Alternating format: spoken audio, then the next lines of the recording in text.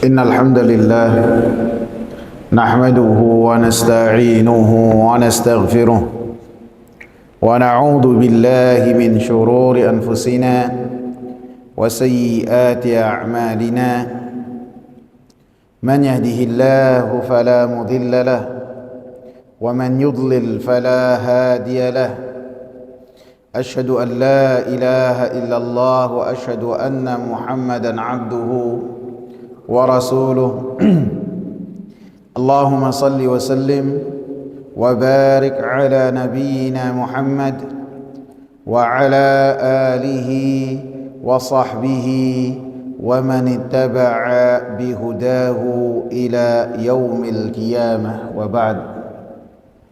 Jamaah sekalian yang saya hormati, masih tersisa beberapa pelajaran-pelajaran yang disebutkan oleh Syekh Saleh Ibn Fauzan Ibn Abdullah Al-Fauzan ketika beliau membahas athar dari Abdullah Ibn Abbas dan perkataan Al-Imam Ibn Al-Qayyim rahimahullah. Di antara yang beliau garis bawahi dalam athar yang kita bahas yaitu tentang keutamaan ilmu dan ulama di tengah-tengah manusia.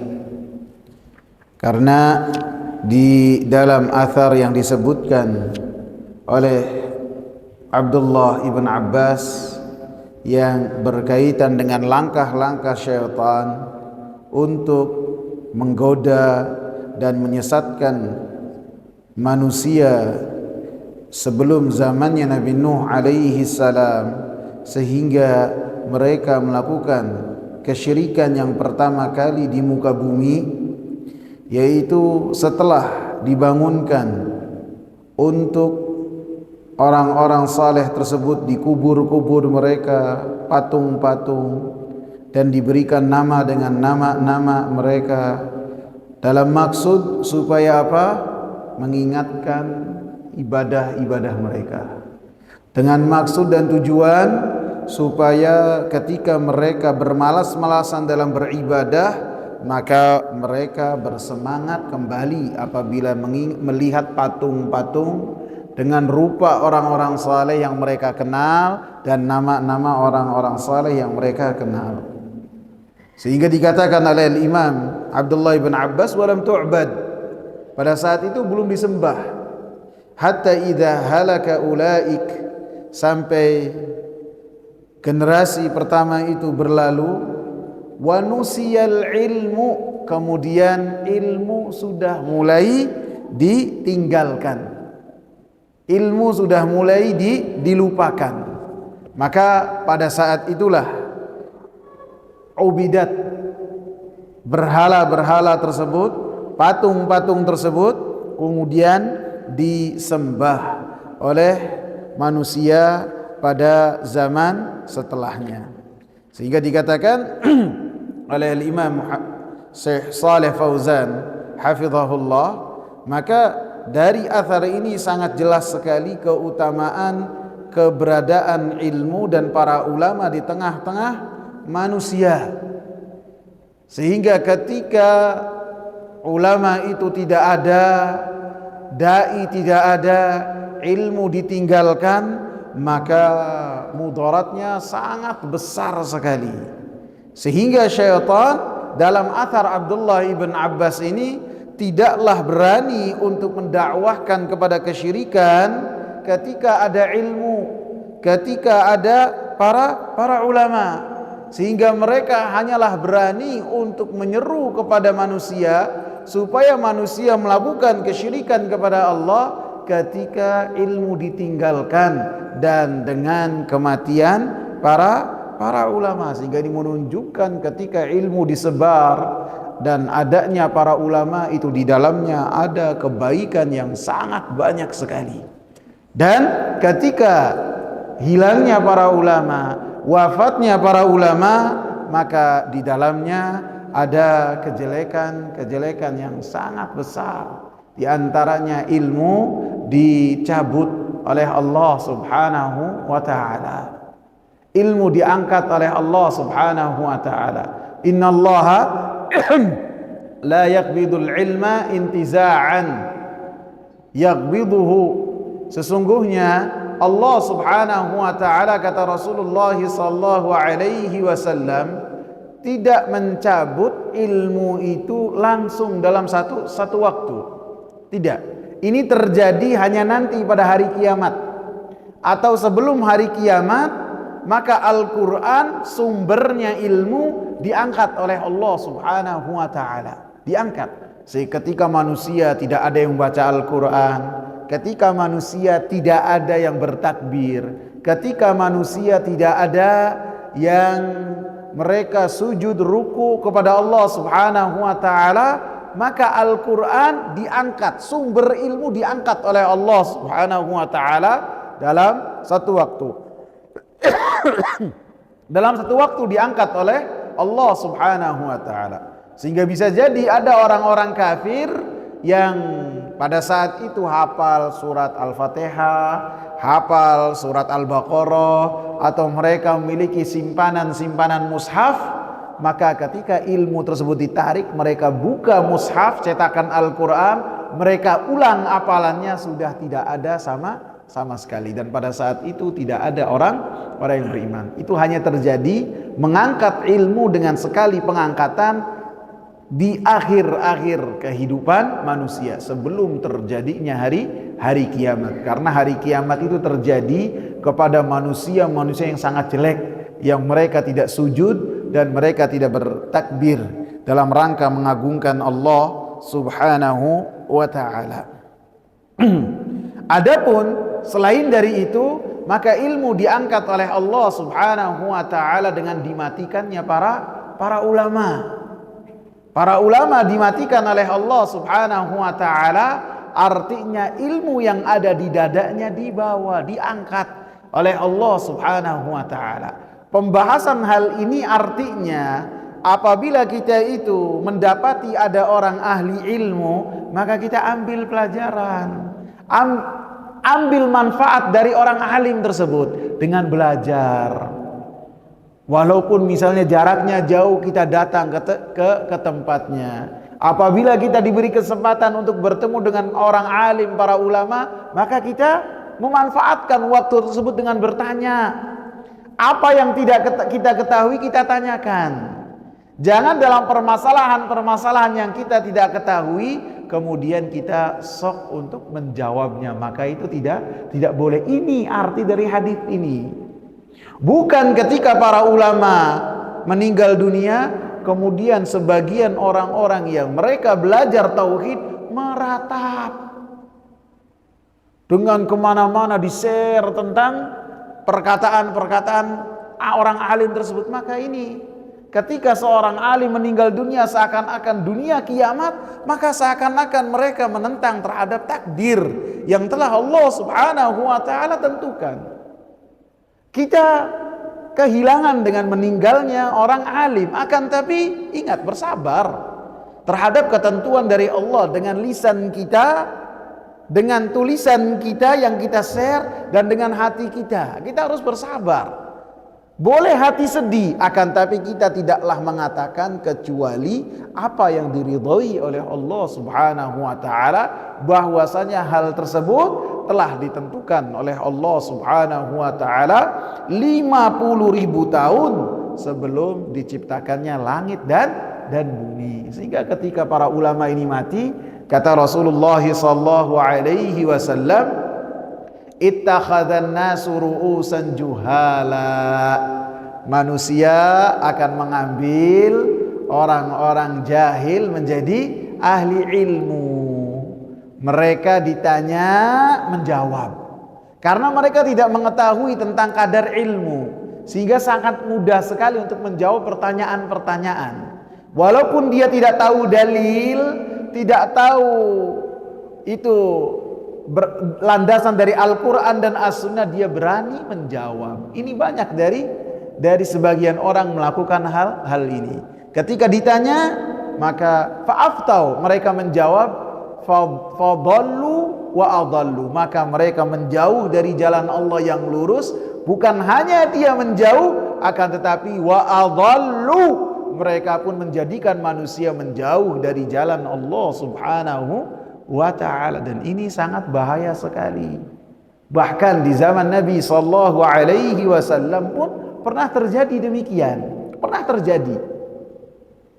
Seseorang dalam melakukan perjalanan ataupun peperangan, kemudian kepalanya terkena luka dengan luka yang sangat parah, menganga bisa jadi. Ada luka yang besar menganga di kepalanya. Dan Allah Subhanahu wa ta'ala tentukan yang sakit ini di malam harinya janabah.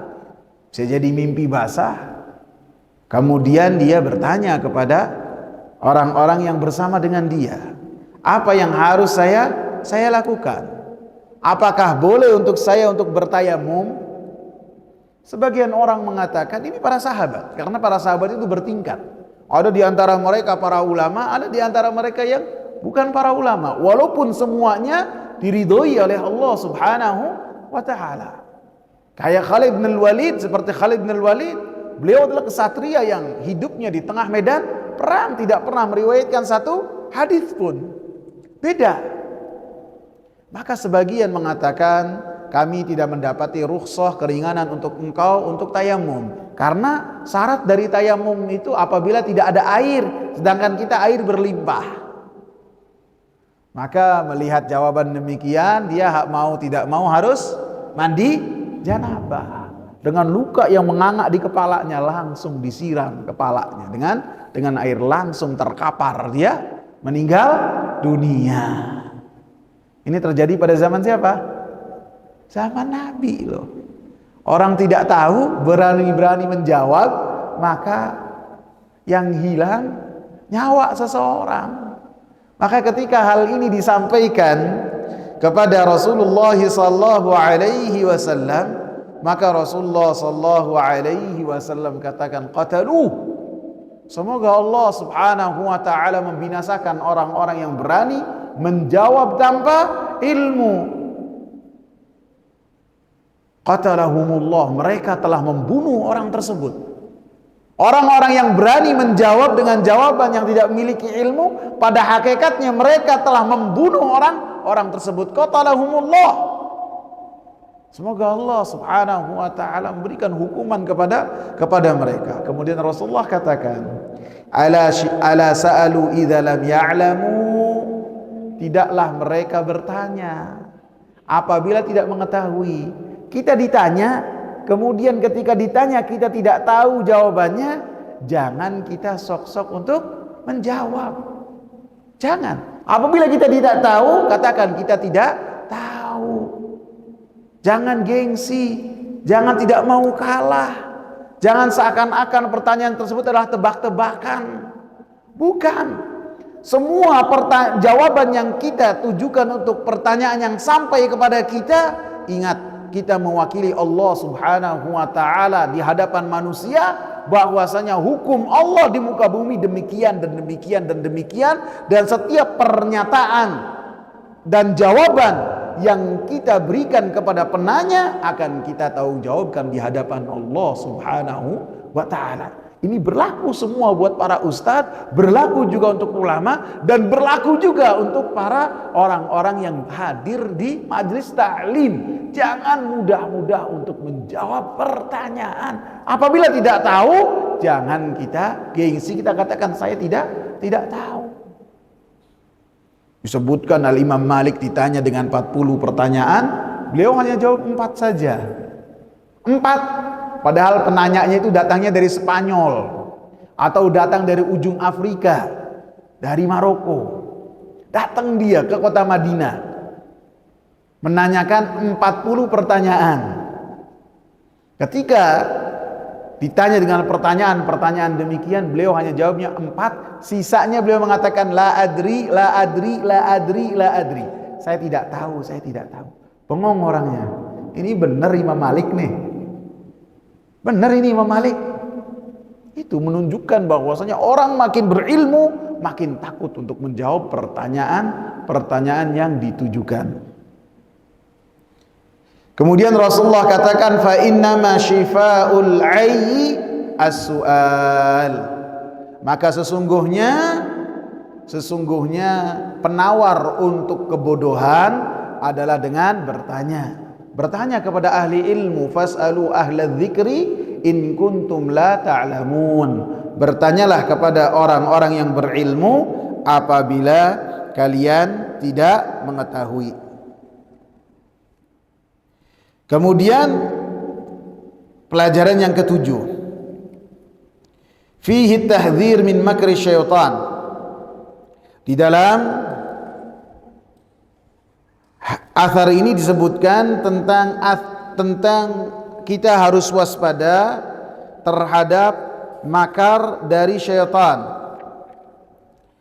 Karena syaitan termasuk apa yang dia lakukan adalah menampakkan perbuatan yang jelek, seakan-akan perbuatan yang jelek itu adalah perbuatan yang bagus, yang baik.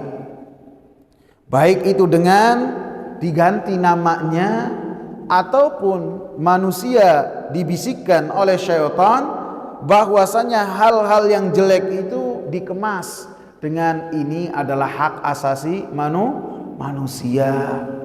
Ini adalah kebebasan berpendapat. Sehingga suatu hal yang mungkar, suatu hal yang jelek dari syariat, seakan-akan dari hukum-hukum yang dikatakan oleh syariat bahwasanya hal tersebut adalah perkara yang jelek, dikatakan itu adalah kebebasan berpendapat. Dan ini adalah tipu daya syaitan, sehingga menjadikan manusia terpedaya untuk melakukan perbuatan yang tersebut telah dinyatakan oleh Al-Quran dan As-Sunnah sebagai perbuatan yang jelek. Allah Subhanahu wa ta'ala katakan dalam surat Saba, wa zayyana lahumu syaitanu wajadtuha wa qaumaha yasjuduna lisyamsi min dunillah. Saya dapati raja tersebut atau ratu tersebut dan kaumnya, mereka sujud kepada matahari dan sujud kepada selain Allah. Wa zayyana lahum syaitanu a'malahum, dan syaitan menghiasi amalan-amalan mereka dengan menyatakan bahwasanya amalan-amalan mereka itu adalah amalan-amalan yang bagus.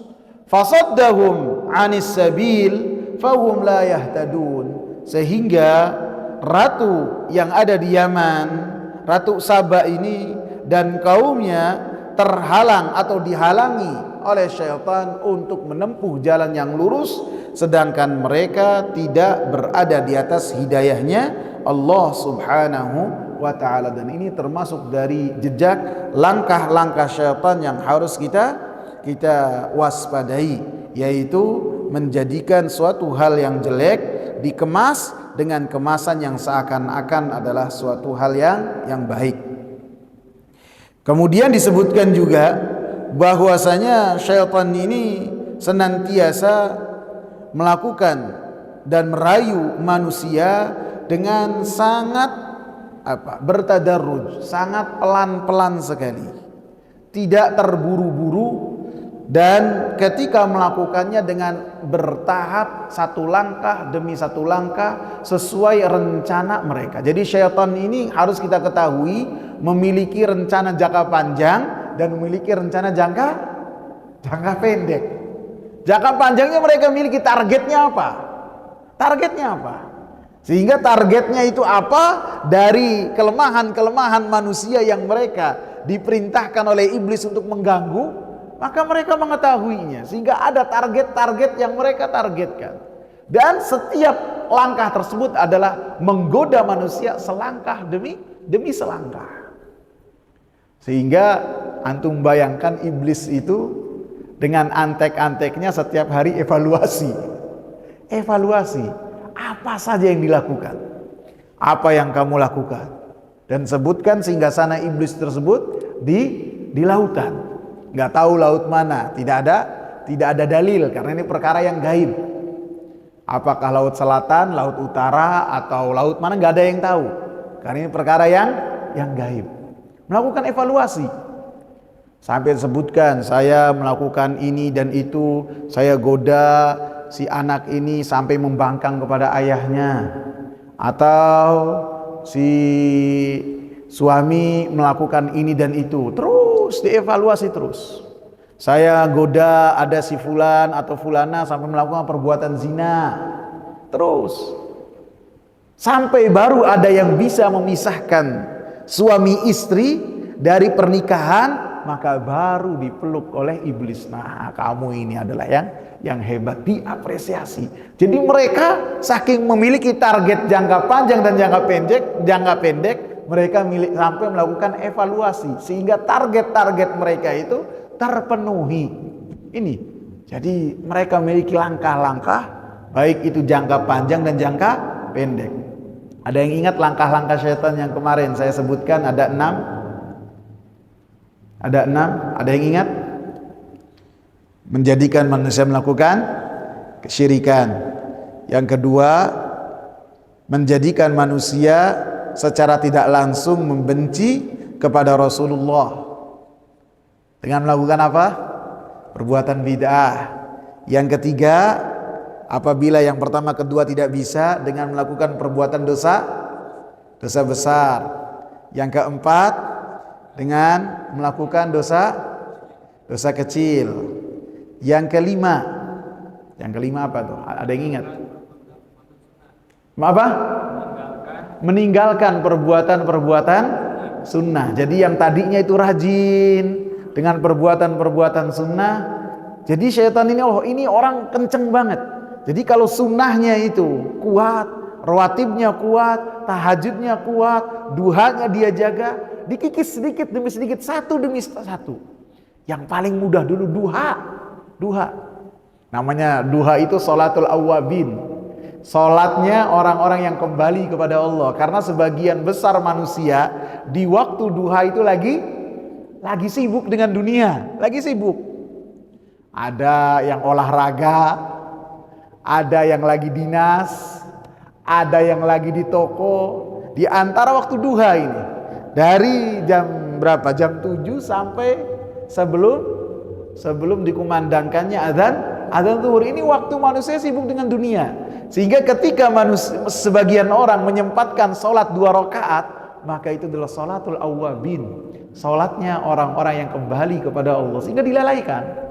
Kemudian setelahnya tahajud, yang tadinya mampu menjaga 3 rakaat setiap malam, ataupun yang tadinya mampu melaksanakan 11 rakaat dalam semalam, diiringi dengan tangisan-tangisan dia kepada Allah dengan bertaubat, dengan membaca surat-surat yang panjang, sudah dikikis sedikit demi sedikit. Tadinya 11 rakaat berubah menjadi 3. Dari 3 kemudian kelewat. Jadi sedikit demi sedikit, sehingga kemudian sunnah-sunnah tersebut terlalaikan. Kalau sudah sunnah-sunnah terlalaikan, diseret ke dosa-dosa kecil. Terus yang berikutnya apa tuh? Ya, jadi dalam satu waktu dia melaksanakan perbuatan yang mafdul dan meninggalkan perbuatan yang afdol. Jadi selangkah demi selangkah. Dan yang seperti saya sebutkan dulu dalam kajian yang kemarin, syaitan ini melihat ketika seorang itu memiliki keikhlasan kepada Allah Subhanahu wa taala dalam hatinya, ia lengserkan, ia jauhkan amalan-amalan lahirnya dari mutabaah kepada Rasulullah sallallahu alaihi wasallam, sehingga hatinya ikhlas, akan tetapi perbuatannya bid'ah dan khurafat. Sebaliknya ketika seorang itu secara lahiriahnya dia itu adalah orang-orang yang menjaga amalannya supaya tidak berbuat bid'ah, menjaga senantiasa di atas apa yang telah dicontohkan oleh Rasulullah, maka hatinya dicabang-cabangkan sehingga riya, sum'ah dan amalan-amalan hati yang lain yang akan merusak amalan dia. Dan inilah yang dikatakan untuk kita waspada terhadap langkah-langkah dan apa yang dilakukan oleh syaitan. Dan dikatakan oleh Syekh Shalih Fauzan hafizahullah, dan kita waspada terhadap tipu daya syaitan bukan hanya terhadap syaitan dari bangsa jin, akan tetapi kita pun harus waspada dari syaitan dari bangsa manusia, karena mereka juga syaitan dari bangsa manusia, mereka melakukan perbuatan yang sama untuk menghiasi perkara-perkara yang jelek seakan-akan menjadi amalan-amalan yang diterima dan dianggap baik oleh manusia, sehingga mereka adalah dai-dai yang jelek dan dai-dai menjerumuskan manusia kepada kekejian dan kemaksiatan. Jadi dai itu ada banyak. Ada dai yang mengingatkan manusia supaya mereka berada di jalan Allah Subhanahu wa taala. Ada juga dai walaupun mereka tidak mengatakan dirinya dai, yang dai tersebut menyeret manusia, menyuruh manusia, menggemarkan manusia untuk mereka melakukan perbuatan keji dan perbuatan mungkar, dengan mengatakan bahwasanya itu adalah hal yang lumrah. Ini sudah zamannya berbeda, bukan zaman yang lampau, beda sekarang. Dengan mengatakan ini adalah modernisasi, ini adalah perkembangan zaman, akan tapi pada hakikatnya memerintahkan manusia, lebih-lebih anak yang baru besar, untuk mereka melakukan kemaksiatan kepada Allah Subhanahu wa taala. Sehingga dikatakan oleh Al-Imam Syekh Shalih Fauzan hafizahullah, fa yamkuruna bil ummatil islamiyah mithla ma yamkuru syaitan. Maka syaitan-syaitan dari bangsa manusia, mereka berbuat makar kepada kaum muslimin serupa dengan apa yang telah dilakukan perbuatan makarnya oleh syaitan dari bangsa jin. Karena Allah Subhanahu wa taala mengatakan dalam surat Al-An'am ayat 112, syayatinal insi wal jinni yuhi ba'duhum ila ba'din zukhrufal qawli ghurura.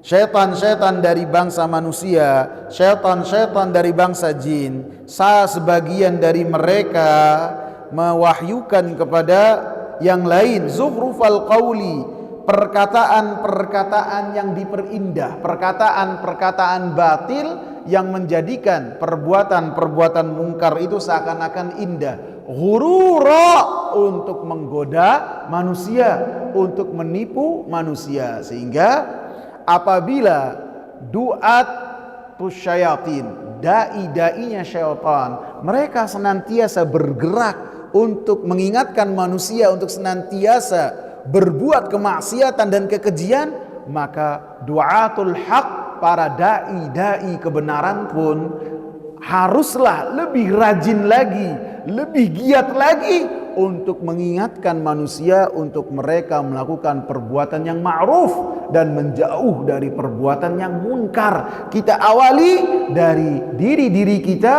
dan dari rumah-rumah kita.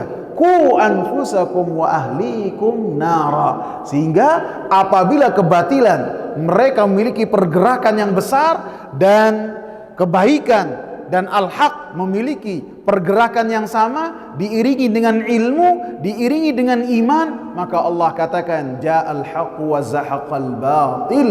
Apabila ilmu datang, diamalkan dan disebar, maka pastinya kebatilan akan sirna dan kebatilan akan lemah. Sebaliknya, ketika ilmu ditinggal, amal saleh dijauhi, maka pada saat itu juga di waktu yang sama kemungkaran, kekejian, khurafat, bid'ah, kesyirikan akan merebak di tempat yang jauh dari ilmu dan jauh dari para duatul haq. Pelajaran yang ke-8. Di dalam permasalahan ini beliau katakan ada dalil yang sangat jelas sekali terhadap haramnya berlebih-lebihan hulu kepada kuburnya orang-orang saleh. Karena Al-Imam Ibnul Qayyim rahimahullah beliau mengatakan lamma matu akafu ala kuburihim. Mereka ketika orang-orang saleh tersebut mati, akafu ala kuburihim, mereka berdiam diri di kubur-kubur mereka. Maka beliau katakan di dalam ungkapan Ibnul Qayyim ini ada peringatan yang sangat keras untuk kita tidaklah berlebih-lebihan terhadap kubur orang-orang saleh, baik itu dengan berdiam diri di kubur tersebut, bersemedi diam di kubur tersebut, merenung di kubur tersebut, maka itu tidak boleh. Dibolehkan kita datang ke pemakaman untuk apa? Ziarah. Dengan datang ke pemakaman, kita berdoa secara menyeluruh kepada orang-orang yang ada dan dimakamkan di tempat tersebut. Kemudian kita ingat bahwasanya sekarang kita berada di atas tanah. Maka orang-orang yang kita kenal yang sudah berada di bawah tanah pun nanti kita akan serupa seperti mereka. Jadi dengan kita datang ke kubur bukan untuk kita ini berdiam diri termenung, kemudian mencari wangsit, mencari ilham, mencari petunjuk. Maka itu adalah termasuk perbuatan awal dari kesyirikan kepada Allah Subhanahu wa ta'ala. Tidak boleh untuk dilakukan. Mau mendoakan bisa di rumah, bisa di masjid, bisa di tempat-tempat ketika dan waktu-waktu yang waktu-waktu tersebut doa-doa kita dikabul oleh Allah Subhanahu wa ta'ala lebih besar dari tempat-tempat dan waktu-waktu yang lain. Bisa. Adapun ketika kita ziarah bukan untuk pengultusan, bukan, akan tetapi untuk mengingatkan kita bahwasanya kita itu akan mati. Sehingga kita sekarang pakai baju, kita tidak tahu baju yang kita pakai ini kita lepas dengan jari kita lagi ataukah gunting orang yang akan mengafani kita. Benar gak? Ketika kita pakai baju, siapa yang menjamin kita akan melepas dengan jari kita lagi? Nggak ada yang menjamin. Bisa jadi yang akan melepasnya adalah gunting dari orang yang akan mengafani kita, karena tidak bisa dibuka lagi, susah, ngerepotin, digunting sampai sobek, sampai bisa dilepas baru dikemas dengan kain kafan. Nggak ada yang menjamin. Jadi dengan kita ziarah, ingat nih kita akan mati. Jadi adapun untuk lebih dari itu, berdiam diri, merenung, mencari petunjuk hidayah, maka itu termasuk dari perbuatan yang berlebih-lebihan dan hulu kepada kubur orang-orang saleh. Lebih-lebih juga ketika yang berkaitan dengan membangun di semen, di keramik, maka ini termasuk dari perbuatan hulu yang kita harus menjauh darinya. Lebih-lebih Nabi sallallahu alaihi wasallam melarang hal tersebut, dilarang.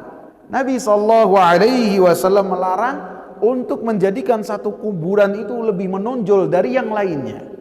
Baik itu dengan cat ataupun dengan di keramik, di semen ataupun dibangun di atasnya kubah. Maka ini akan menjadikan orang-orang awam terpedaya. Oh, ini kubur ini diperlakukan secara khusus, ini menunjukkan ada kekeramatan yang tidak dimiliki oleh kubur-kubur ya lain. Ini godaan. Sehingga termasuk wasiat Nabi sallallahu alaihi wasallam kepada Ali bin Abi Thalib radhiyallahu anhu, la tada' qabran musyrifan illa sawaitahu. Tidaklah engkau dapati kubur yang kubur tersebut menonjol beda dengan yang lainnya kecuali engkau harus ratakan. Kubur bisa jadi tumpukan, kuburnya itu lebih besar dari yang lain. Kata Ali, kata Rasulullah kepada Ali, harus kau ratakan. Kubur yang bisa jadi di semen kemudian dipermanen harus dihilangkan sehingga rata dengan tanah dengan berjalannya waktu. Yang penting dikasih tanda saja, ini adalah kubur. Bisa dengan dua patok, bisa dengan satu patok, sehingga orang yang lewat tahu ini adalah kubur dari orang Islam, sehingga dihormati orang Islam itu baik ketika kita bertemu ataupun ketika orangnya sudah berada di dalam kubur. Tidak lebih dari itu. Tidak dikasih nama, tidak dikasih tempat lahir, kapan meninggal, tidak ada faedahnya. Karena itu semua akan menjadikan orang akan hulu kepada kubur tersebut. Sehingga diingatkan bahwasanya yang berkaitan dengan kubur ini Nabi sallallahu alaihi wasallam sangat memperhatikannya dengan seksama dan senantiasa memberikan peringatan yang sangat keras kepada para sahabat untuk waspada terhadap kubur ini. Nabi sallallahu alaihi wasallam melarang kubur dijadikan tempat sholat. Dilarang seseorang sholat menghadap ke kubur. Rasulullah sallallahu alaihi wasallam mengatakan, la tusallu ilal kubur, janganlah kalian sholat menghadap kubur. Harus diingatkan. Baik itu ketika dikubur, kemudian dibangun di atasnya masjid, maka kita tidak boleh sholat di dalam masjid tersebut. Allahumma kecuali kalau darurat. Waktu mau habis, kalau cari masjid yang lain, waktunya tidak bisa dikejar, itu baru bisa. Atau cari tempat tanah lapang yang lain, mau sholat baru bisa meninggalkan masjid tersebut. Ataupun sebaliknya, ada masjid kemudian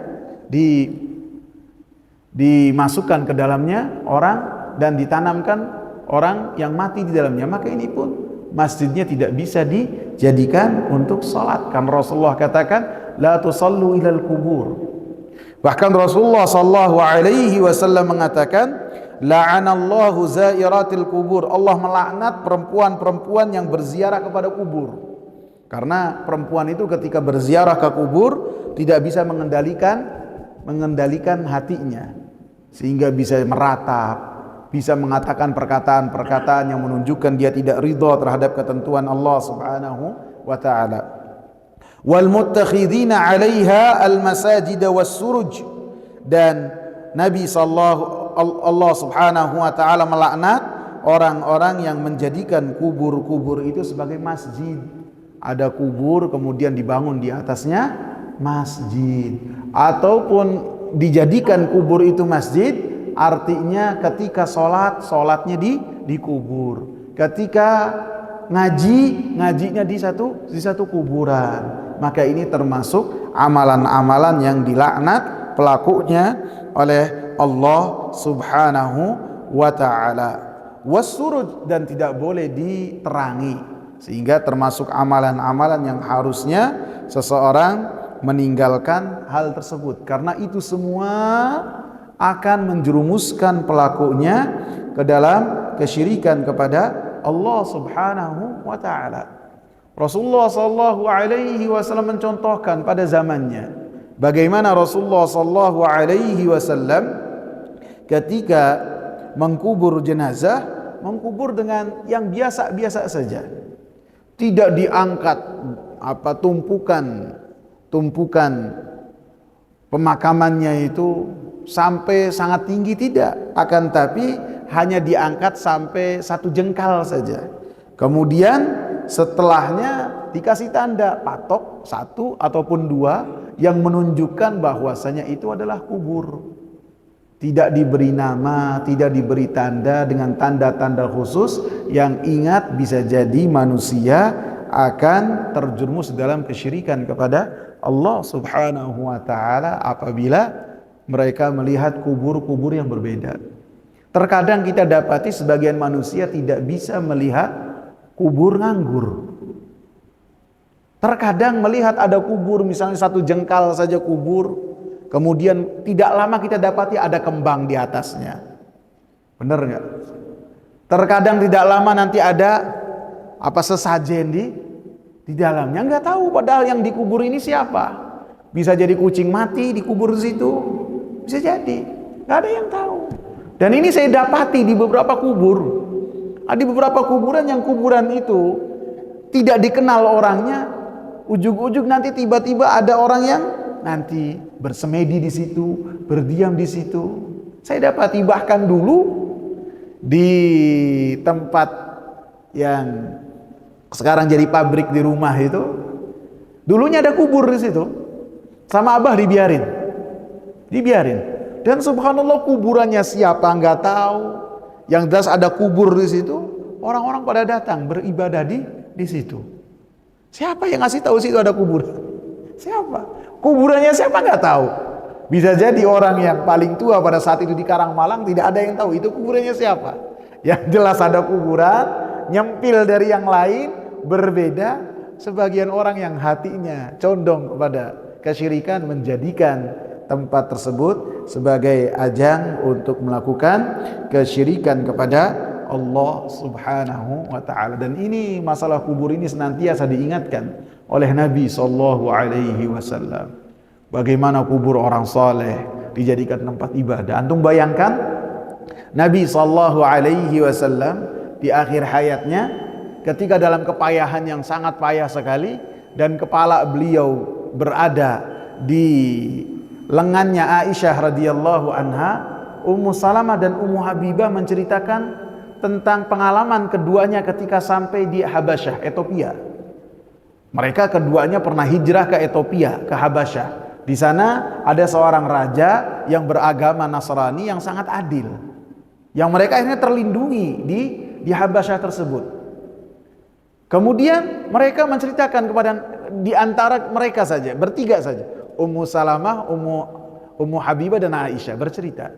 Ummu Salamah dan Ummu Habibah menceritakan tentang gereja yang mereka lihat di Habasyah. Patung-patung, gambar-gambar yang hebat. Nabi lagi kepayahan, antum bayangkan Nabi lagi kepayahan langsung mengangkat kepalanya. Itu kalau tidak 3 hari sebelum Nabi wafat, 5 hari sebelum Nabi wafat. Mengangkat kepalanya. Kemudian Nabi mengatakan ulaika syirarul khalqi indallah. Mereka itu adalah manusia-manusia yang sangat jelek di sisi Allah. Idza mata fihimur rajulus salihu banau ala qabrihi masjidan. Mereka itu apabila ada orang soleh yang mati di tengah-tengah mereka dianggap kesalehannya, maka mereka langsung menjadikan kuburnya itu sebagai tempat ibadah. Baik tempat ibadah mereka beribadah di kubur tersebut atau membangun kubah, membangun tempat ibadah di kubur tersebut. Dua-duanya maknanya benar. Nabi lagi kepayahan langsung berdiri bangun. Dan Nabi senantiasa mengingatkan, ziarah iya akan tapi ingat, harus waspada, harus keyakinannya dijaga. Kita apabila berziarah bukan meminta kepada yang ada di dalam kubur, bukan berdoa kepada orang yang ada di dalam kubur, akan tapi berdoa kepada Allah supaya yang di dalam kubur mendapatkan keselamatan dengan kedatangan kita, bukan terbalik, bukan. Dan supaya kita ingat akan akhirat. Kemudian yang ke-9, di dalam kisah ini bahwasanya darul mafasid muqaddam ala jalbil masalih, menghalang untuk menghilangkan kerusakan-kerusakan, diutamakan daripada untuk mendapatkan kemaslahatan. Dan ini adalah kaidah yang sangat masyhur sekali. Karena perbuatannya kaum Nabi Nuh alaihi salam ada kemaslahatan di dalamnya, ada. Ketika mereka bikin patung, ketika mereka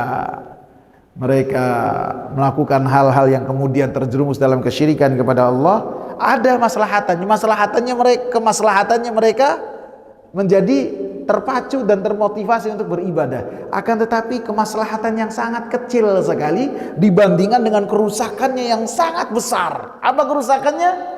Mereka mengkultuskan orang-orang soleh.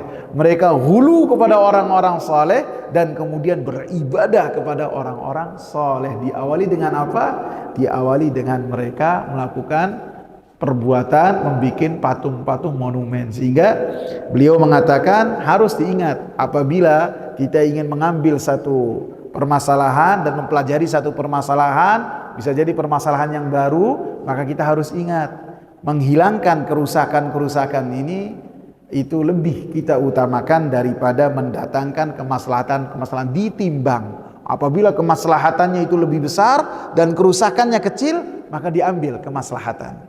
Dan apabila kemaslahatannya dan kerusakannya imbang, maka kita hilangkan supaya tidak dapat, kita enyahkan supaya kita tidak mendapatkan kerusakan. Akan tapi apabila kerusakannya lebih besar dan kemaslahatannya kecil, maka kita pun harus lebih mengedepankan supaya tidak melakukan hal tersebut. Dan yang mencerna dan menilai itu semua bukan kita-kita, akan tapi para ulama.